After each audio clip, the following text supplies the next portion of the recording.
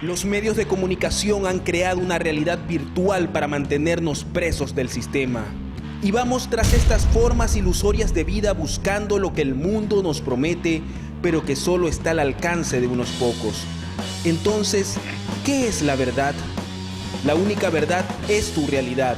Y nosotros queremos vivirla junto a ti y exponerla para que todos nos conozcamos mejor y encontremos en este programa una vía pública para expresarnos, los que nunca hemos tenido una oportunidad de ser escuchados.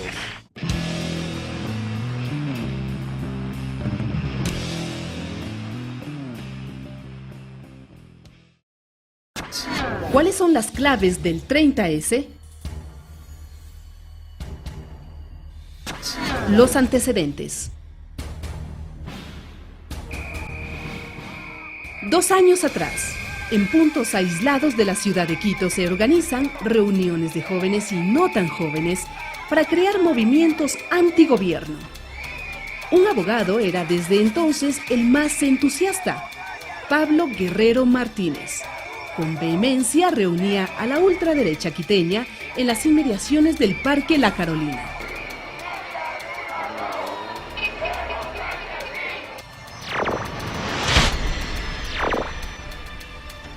Desde entonces el grupo, muy pequeño por cierto y muy cerrado además, buscaba la salida del presidente Correa por cualquier vía. A este grupo se unían personajes reconocidos de la derecha tradicional.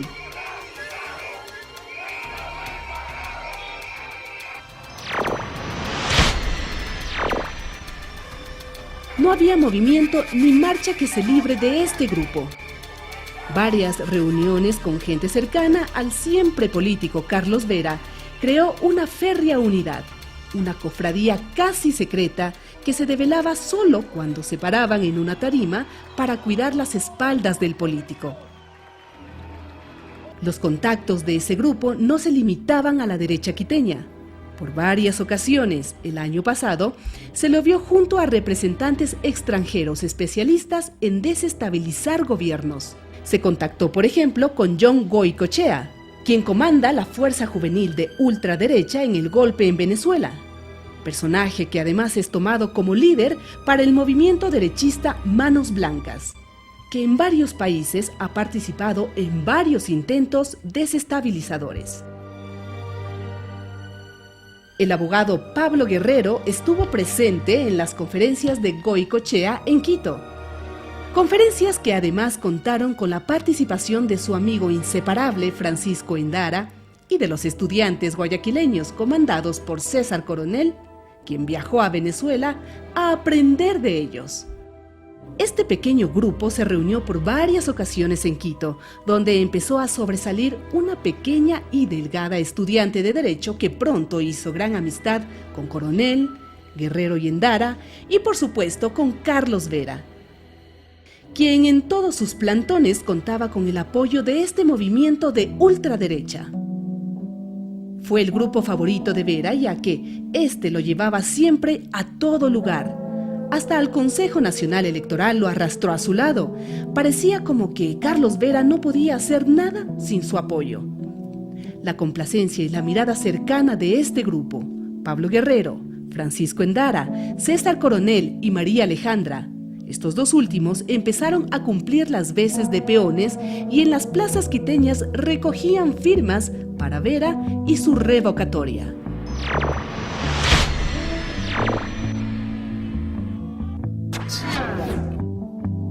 La estrategia.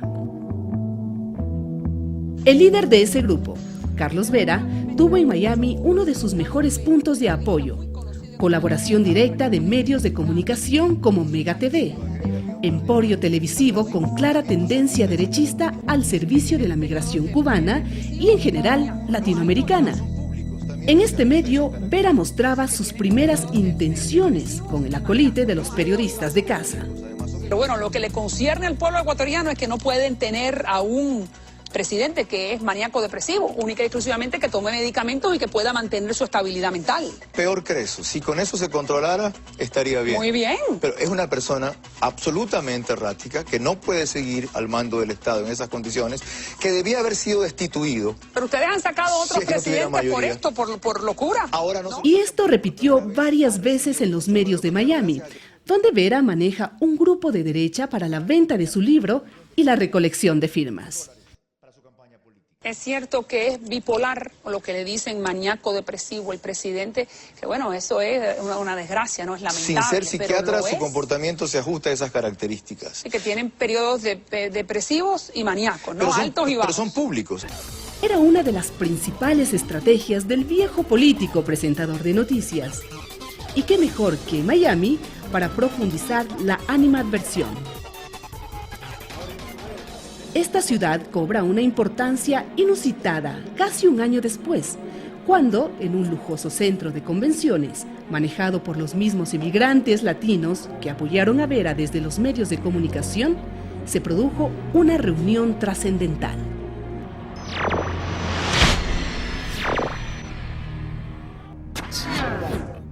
La reunión. 23 de septiembre.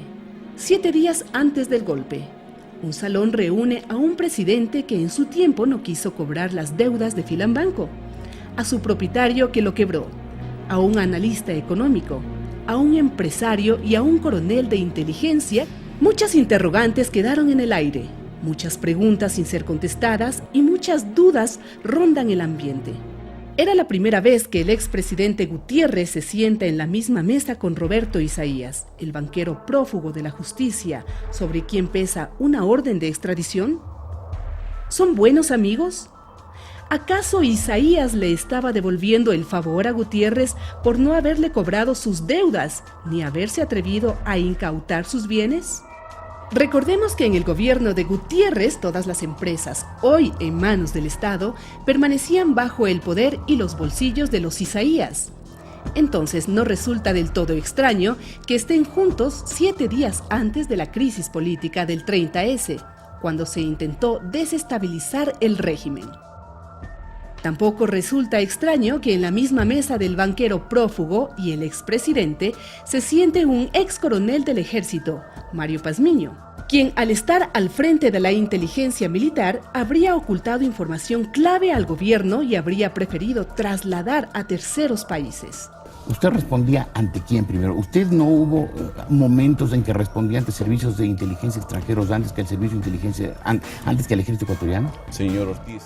Un ex coronel cuestionado, expulsado de su cargo, sospechoso de develar información privilegiada a extranjeros, ¿ahora es amigo de Gutiérrez? ¿O es que ya tienen muchas cosas en común? Pazmiño es ahora un ferviente opositor y maneja el mismo discurso que Gutiérrez. Y claro, si se sienta en la misma mesa de Gutiérrez, en Miami además, ¿cómo es que estaba al servicio del gobierno del presidente Correa? ¿Cómo era entonces que este militar manejaba la inteligencia en este gobierno, si tenía, como parece ser, a Gutiérrez como uno de sus mejores aliados? ¿A quién investigaba? ¿A quién se reportaba? Un ex militar que además está presente en las marchas del MPD, partido que por demás tuvo una presencia protagónica el 30 de septiembre. ¿Cómo podemos entender que el ex jefe de inteligencia esté con Gutiérrez? ¿Eran los ojos de este en el gobierno de Correa? ¿Acaso el presidente Correa era el investigado? ¿Acaso la tarea de Pazmiño fue siempre recoger información para luego concretarla en el fallido golpe de Estado? Y ahora, en la misma mesa, con un desertor cubano, de quien se dice, con más de un argumento, ser agente de la CIA. El mismo desertor cubano, que sin ningún problema exalta a un presidente golpista y que sin ruborizarse lo califica de demócrata, cuando toda América vio como este coronel golpista se tomó el Congreso para votar un presidente. Todos conocemos al presidente Lucio Gutiérrez y sabemos que fue un demócrata a carta cabal durante su presidencia, que se respetaron los derechos fundamentales en el país. ¿Qué se preparó aquí? 7 días después, el país tembló. El resultado. Las instrucciones ya habrían sido impartidas y entonces entraron a escena los peones. Galo Lara empezó con la advertencia. Le quitó los juguetes en la Navidad y ahora les quita sus remuneraciones y ascensos. Lo único que nos queda en el Ecuador en este instante es que se revela el temor que el presidente Correa tiene de que lo linchen y por eso él ya prepara sus maletas para irse de aquí del Ecuador. Este político, de los más cercanos a Gutiérrez, hizo gala de un profundo conocimiento de lo que le esperaba al país.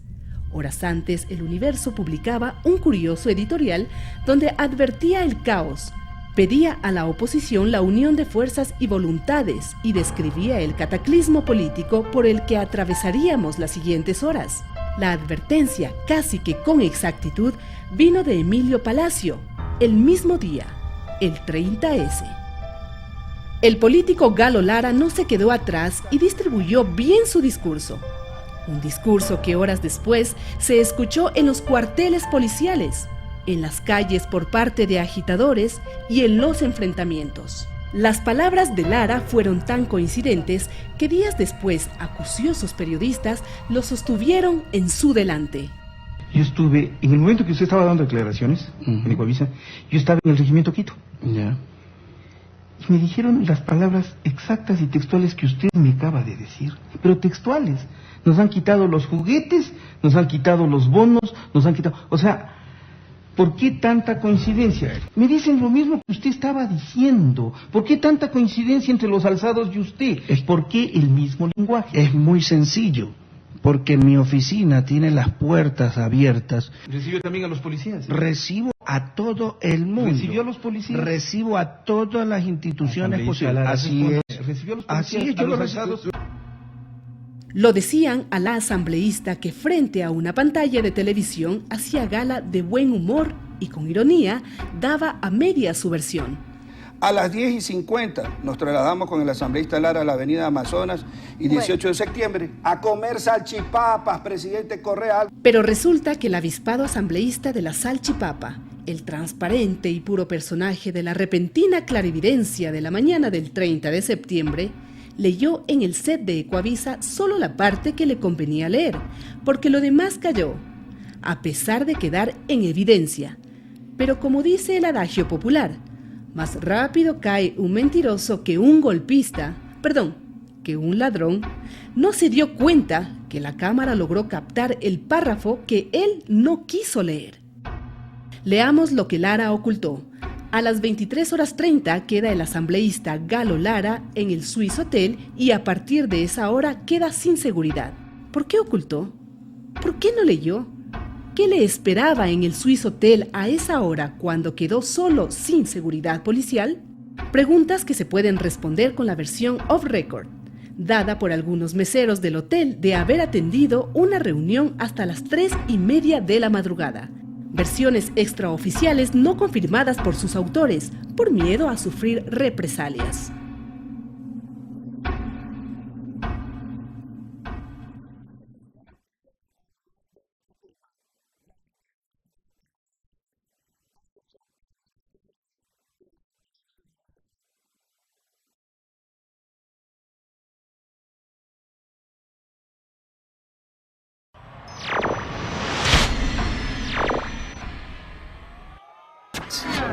El plan.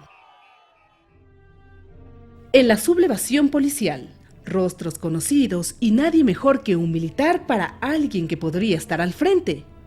Fidel Araujo encaja bien en el centro, mayor del ejército, golpista del 21 de enero, por cierto, jefe de operaciones psicológicas en el conflicto del CENEPA, asesor de comunicación en el gobierno de Gutiérrez. ¿Podría haber alguien mejor que él para manejar la estrategia y ponerla en práctica? Apoyando.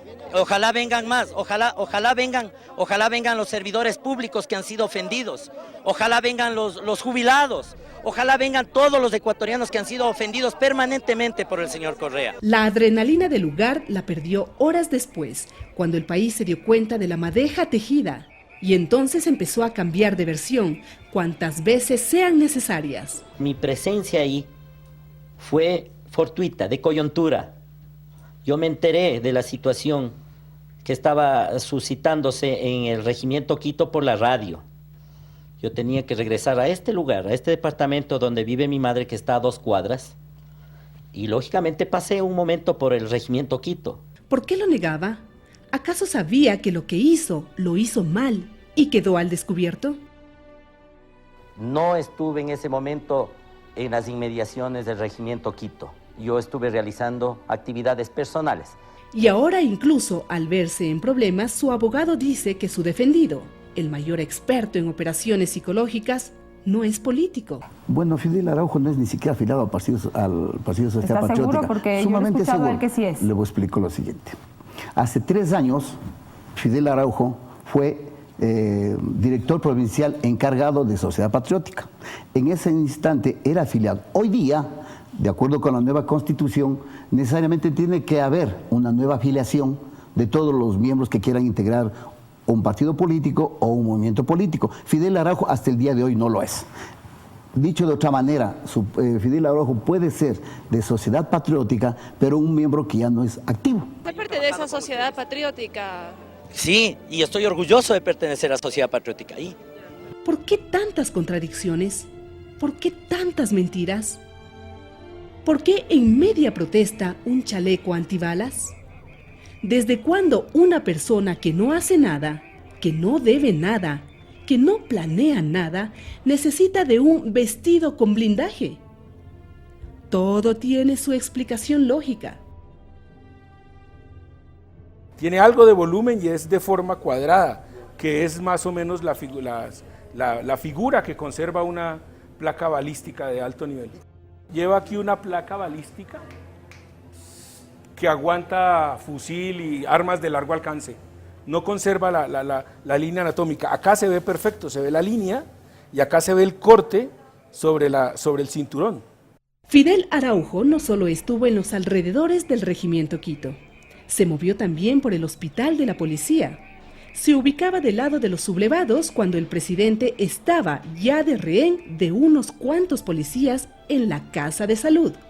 Quizá para dirigir mejor el plan.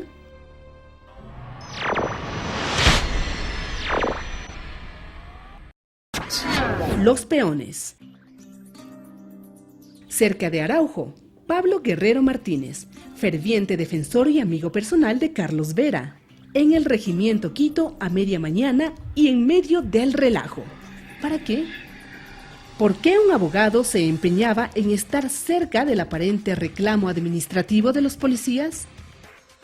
Este jurista es el mismo que acompaña a Vera en todo acto público.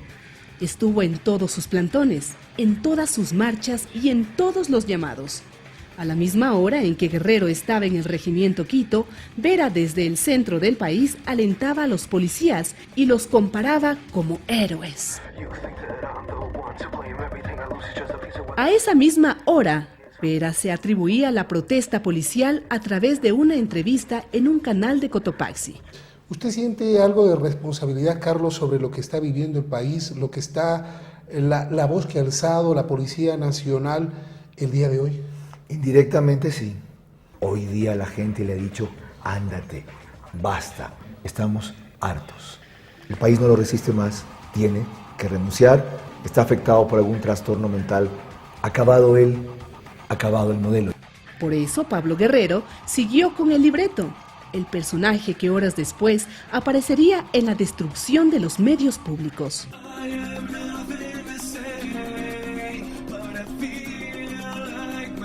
Guerrero con manos blancas, Guerrero con Carlos Vera, Guerrero con César Coronel, el coordinador de Vera, Guerrero con María Alejandra Ceballos, la que recoge firmas para Vera, Guerrero en el hospital de la policía, Guerrero en la destrucción del canal del Estado.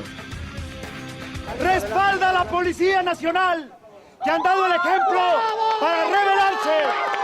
En la misma ubicación, Gonzalo Pérez, del mismo grupo de ultraderecha, persona que por igual se mueve por todos lados. Con opositores socialcristianos en las marchas blancas de la Avenida de los Chiris, con Pablo Guerrero, César Coronel y Francisco Endara en las calles céntricas de la ciudad.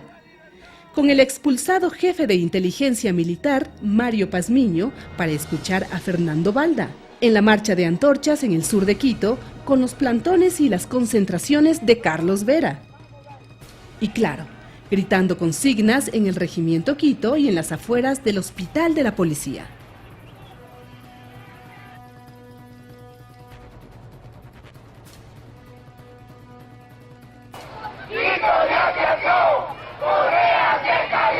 Un momento va a caer, y va a caer, y va a caer, algún momento va a caer. ¡Por la libertad! Vamos ahí, a la pregunta, a ver, ¿cuál fue el estúpido que dijo eso, señor Santi? El señor presidente.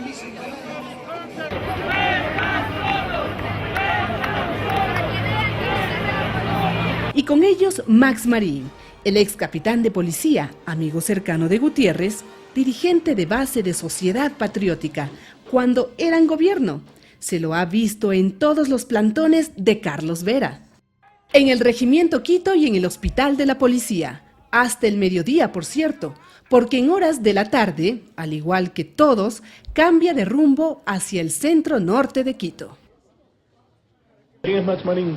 Es un capitán, ex capitán de policía partidario de Lucio Gutiérrez. Que van a ver que cuando nos dirigimos de esa Montúfar y yo a la asamblea, aparece abriéndonos paso una persona.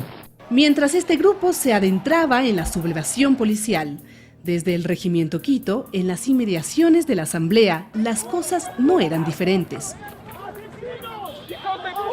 Policías tomados el edificio legislativo, y donde resaltaba y destacaba un policía en especial. Este policía, sabemos quién es, Marco Tibán, hermano de Lourdes Tibán, quien empezó a agredir a todo quien se atrevía a tratar de ingresar. Aquí lo vemos en acción.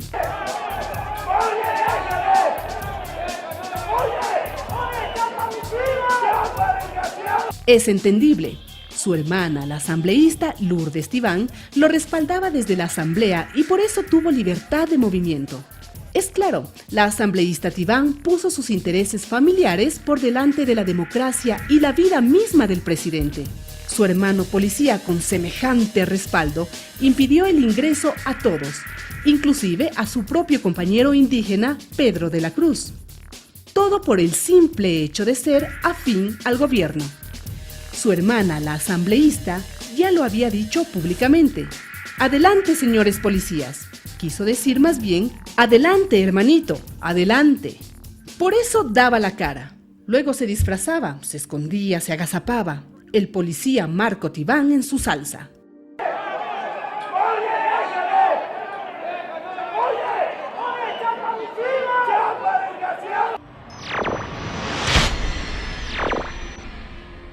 En la misma asamblea, otro legislador tuvo una participación predominante. Gilmar Gutiérrez, hermano del expresidente, cumplía las veces de portero, de jefe de porteros. Es un caso aparte, amo y señor de la asamblea, la jornada matinal del 30 de septiembre. Protegido por guardaespaldas, se dice que daba órdenes en todas las puertas, en todas las esquinas, en todo el perímetro de la asamblea, al punto de que nada pareciera moverse sin su conocimiento. No me iban a dejar entrar, no me permitirían ingresar. El asambleísta Gilmar Gutiérrez, mientras yo hablaba por teléfono, yo le escuché decir, no entra y no sale nadie de aquí. Y les hizo esta señal a los policías. Fue delante de esos policías que Gilmar Gutiérrez dio la orden, dio él como Juan en su casa, mandaba en la asamblea como Juan en su casa. En ese momento le abrieron la puerta, ingresó Gilmar Gutiérrez con sus guardaespaldas armados. Por cierto, parecía el legislador más calmado de todos. Caminaba sin problema mientras sus colegas de la bancada de gobierno la pasaban mal frente a los policías agresivos, que golpeaban a hombres y mujeres por igual. Sendas palizas auspiciadas además por un reconocido partido político que desde los vehículos policiales asusaban a los sublevados.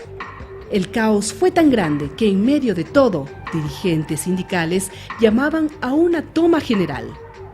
Deben tomar tomarse las instalaciones, deben tomarse las oficinas. Tomamos ya de una vez la asamblea. ¿Qué permiso necesitamos?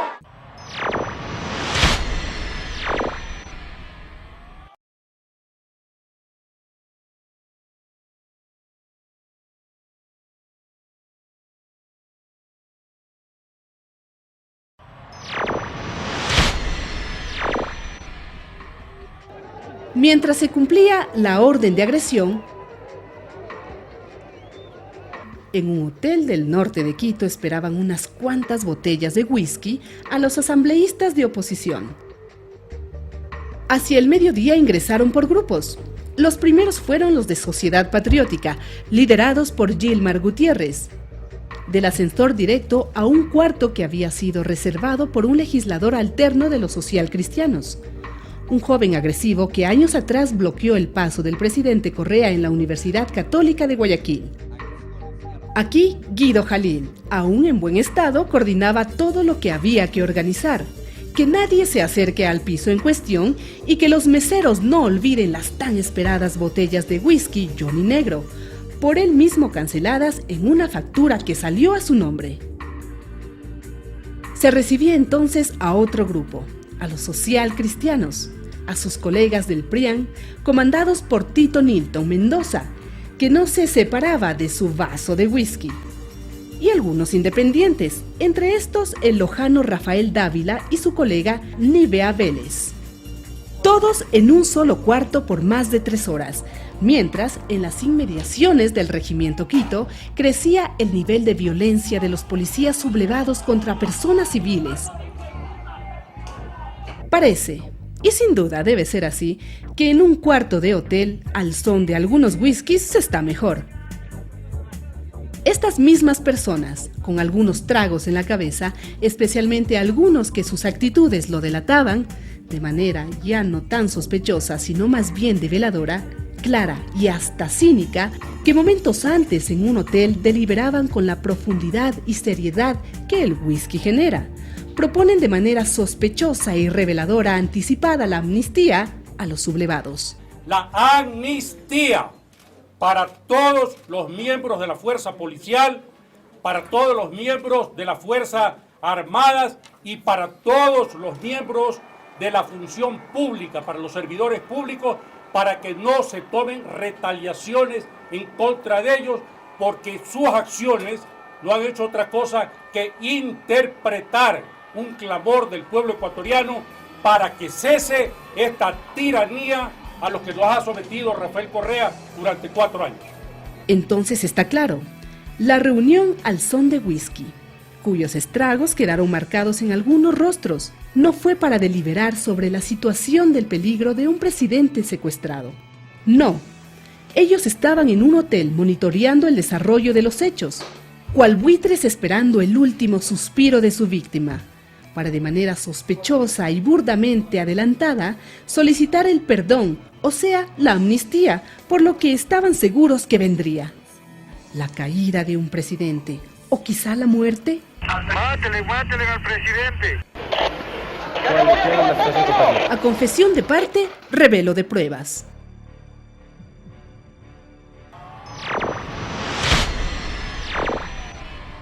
Con la amnistía planteada, el grupo de los peones entró en acción. A las 5 y algo más se propone la amnistía y minutos después, los mismos jóvenes que ya hemos visto en todo tipo de reuniones y concentraciones, empezaron a movilizarse.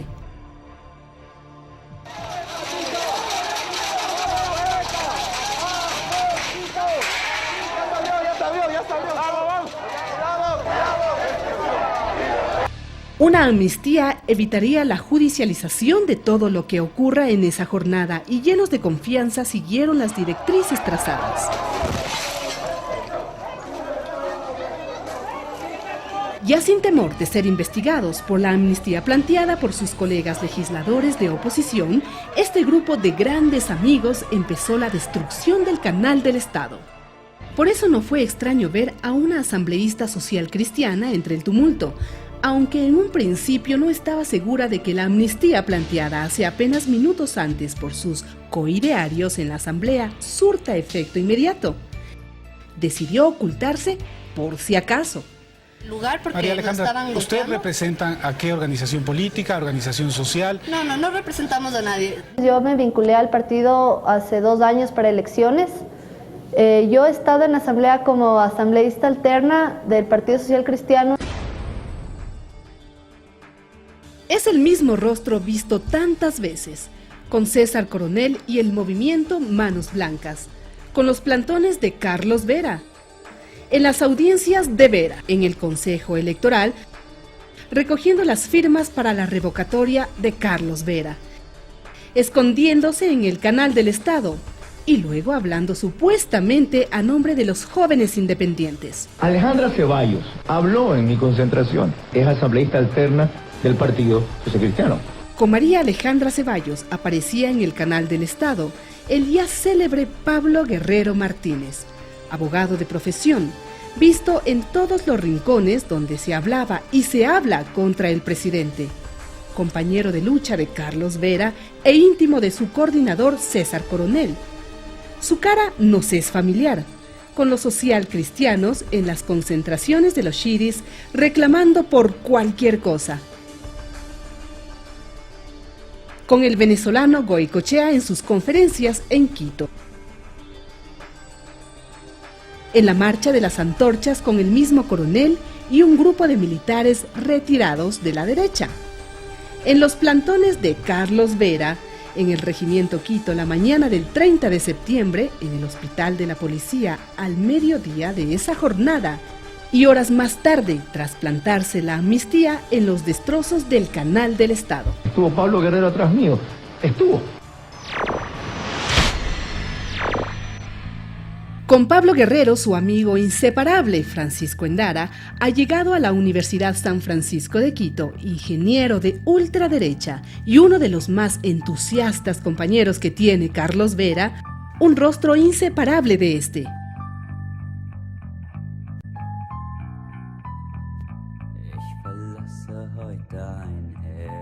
A Endara se lo ha visto por igual en todo lugar, con Guerrero en las concentraciones social cristianas de los Shiris, en las universidades con el derechista venezolano John Goicoechea, en la marcha de antorchas con militares retirados, César Coronel, Mario Pazmiño y Pablo Guerrero, con Carlos Vera en todas sus tarimas, con Carlos Vera en todos sus actos oficiales en el Consejo Electoral y en cada uno de los destrozos en el canal del Estado.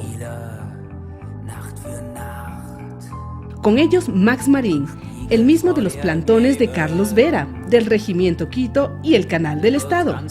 El coronel Galo Monteverde, amigo personal de Lucio Gutiérrez, en el Congreso del Golpe de Estado en el 2000 con Lucio, en todas las tarimas de Carlos Vera y, claro, en la irrupción del Canal del Estado. Estuvo un coronel Galo Monteverde subido en la tarima, estuvo. Víctor Hugo Erazo, de la misma gallada, uno de los más agresivos en la violenta irrupción del Canal del Estado, se lo ha visto en todas las tarimas de Carlos Vera en Quito. En el mismo lugar, Fausto Javier Albán Gallo, secretario privado de Lucio Gutiérrez, persona de extrema confianza del expresidente, a quien siempre lo recibe tras cada viaje al exterior. Gallo también en los destrozos del Canal del Estado. Dos grandes nombres tras todos estos rostros, Carlos Vera y Lucio Gutiérrez. El primero, el ingenuo utilizado, que no pasaría a ser más allá que un simple operador de todos sus peones. El segundo, Lucio Gutiérrez, quien pasaría a ser el verdadero director de orquesta, con quien sería su gran ejecutor de inteligencia, Fidel Araujo, que estaría en primera fila. Todos repartieron el mismo discurso por las calles, por los medios de comunicación, por pasillos. Vengo a apoyar a los miembros de la policía que son ofendidos, han sido ofendidos, y al pueblo. Este gobierno nos quitó los juguetes de nuestros niños. Le quitó los juguetes en la Navidad y ahora les quita sus remuneraciones y ascenso. Respalda a la Policía Nacional, que han dado el ejemplo para rebelarse.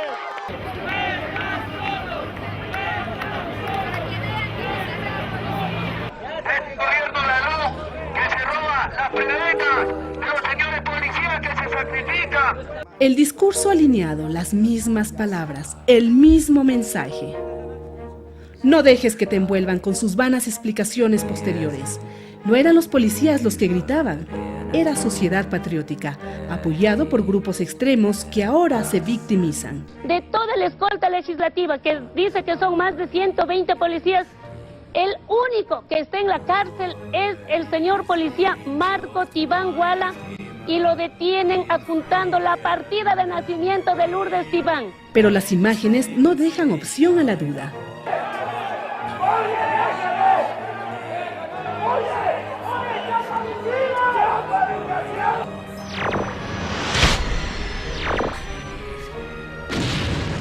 Claramente se quiso matar al presidente. Esta es la habitación. Esta es la habitación donde supuestamente estuvo el presidente en sus minutos finales, antes de ser rescatado. Esta habitación obviamente ya ha sido utilizada por otras personas. Este no es el estado final, pero este es el lugar. Alcanzamos a ver, aquí están todavía haciendo algunos arreglos. Buenas, ¿qué tal? Buenas tardes. Sí. Haciendo algunos arreglos y se pueden encontrar aquí un impacto de bala incluso. Aquí hay un impacto de bala de la habitación del presidente. Este es uno de los lugares donde se alcanza a ver dónde fue el intercambio fuerte de disparos, allá afuera, en ese lugar. Ahí voy a saludar a la segunda cámara, ahí me están confirmando que me ven. Esta es la habitación donde estuvo el presidente. La oscura trama habría sido develada. Rostros, nombres, figuras, todos alrededor de un día en que la democracia estuvo en peligro. Nombres que, aun cuando estén todos juntos, no pudieron movilizar a más de una veintena de personas contra los miles que salieron a las calles para rescatar a su presidente.